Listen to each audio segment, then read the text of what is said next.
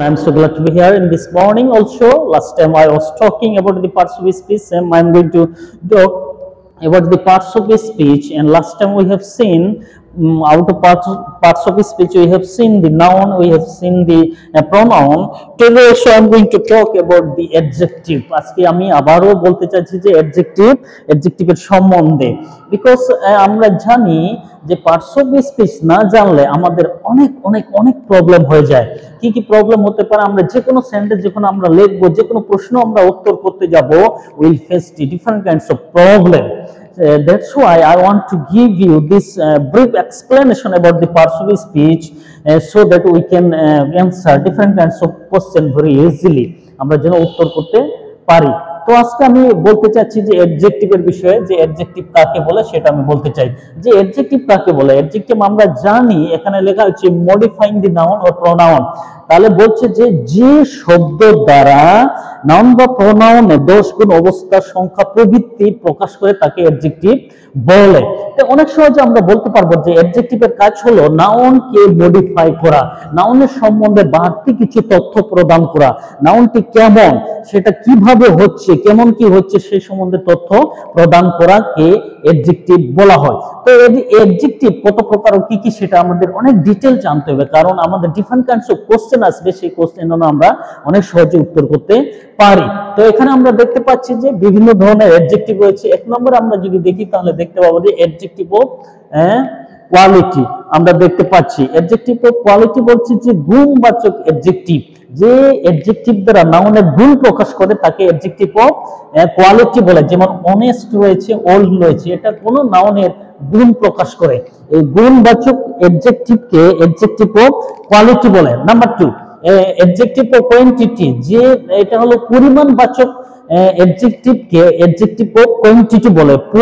পরিমাণ বোঝাচ্ছে, যেমন মাচ, লিটিল, সাম, এগুলো বলছে অ্যাডজেক্টিভ অফ কোয়ান্টিটি। এটা কি বলছে? পরিমাণ করা যাবে, এটা মাপা যাবে, এরকম একটা জিনিস কোন সংখ্যামূলক ভাবে আমরা দেখতে পারি না, সেটাকে বলছে অ্যাডজেক্টিভ অফ কোয়ান্টিটি, বলছে পরিমাণ, যেমন মাছ এবং লিটিল। এবং তারপর হচ্ছে নিউমারিয়াল অ্যাডজেক্টিভ বলছে। নিউমারিয়াল অ্যাডজেক্টিভ মানে যে অ্যাডজেক্টিভ গণনাবাচক অ্যাডজেক্টিভ, যে অ্যাডজেক্টিভ আমরা দ্বারা আমরা নাউনকে গণনা করতে পারি, দেখাতে পারি। যেমন সিঙ্গেল, একটা, সেকেন্ড, দুই, 10 হলো 10, এরকম আমরা গণনা করতে পারি। নাম্বার 4 আমরা দেখি ইনডিফিনিট নিউমারিয়াল অ্যাডজেক্টিভ। এখানে মানে এটা অনির্দিষ্ট গণনাবাচক অ্যাডজেক্টিভ।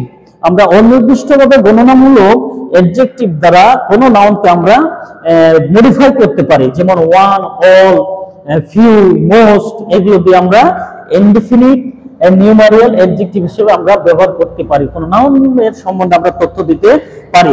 এবং নাম্বার 5 মানে কোয়ান্টিটেটিভ অ্যাডজেক্টিভ। কোয়ান্টিটেটিভ মানে কোন পরিমাণমূলক অ্যাডজেক্টিভ, যেটা দিয়ে আমরা পরিমাণ করতে পারি, কিন্তু নির্দিষ্ট নয়, এটা অনির্দিষ্ট ভাবে। যেমন হয়তো বা, সম্ভবত, এরকম দেখাবে। যেমন সাম রয়েছে, এবার সাম মানে অল্প, মানে কাছাকাছি, এরকম।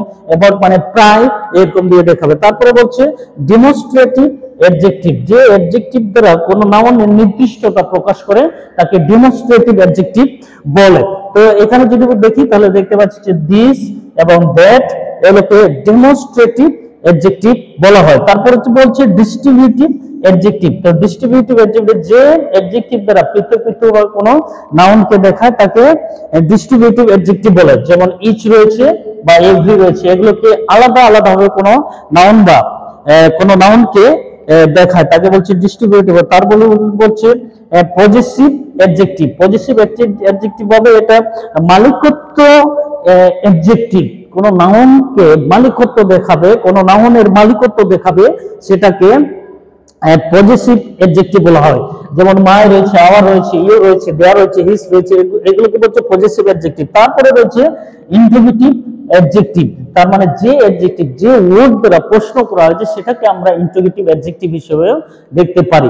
সো ডিয়ার ফ্রেন্ডস, আমরা এটা অনেক সহজে এগুলোকে আয়ত্ত করতে পারবো। মূলত আমি বলতে চাই যে আমরা যেন এখানে অ্যাডজেক্টিভ যে 9 প্রকার রয়েছে সেটা যেন আমরা সবাই মনে রাখতে পারি। এই নামগুলো অনেক গুরুত্বপূর্ণ, কারণ এরকম বিভিন্ন কোশ্চেন আসবে, আমাদেরকে আইডেন্টিফাই করতে হবে এটা কোন অ্যাডজেক্টিভ, এই অ্যাডজেক্টিভের নাম কি, এটা কি ধরনের অ্যাডজেক্টিভ, ডিফারেন্ট কাইন্ডস অফ এরকম প্রশ্ন আসতে পারে। যখন আমরা হায়ার এডুকেশনে যাব তখন আমরা এরকম অনেকগুলো প্রশ্ন দেখতে পাবো। সেই সময় যেন আমাদের মনে থাকে অবশ্যই যেন মনে থাকে, যেমন adjective of quality, adjective of quality, adjective of এখানে বলছে adjective of different distributive adjective, demonstrative adjective, possessive adjective, interrogative adjective, numeral adjective, adjective of quantity, adjective of quality, যেন সবগুলো নাম আমাদের কাছে থাকে।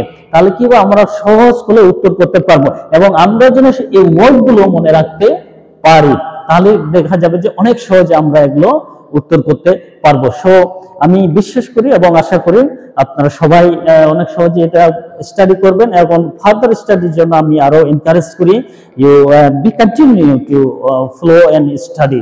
Thank you so much.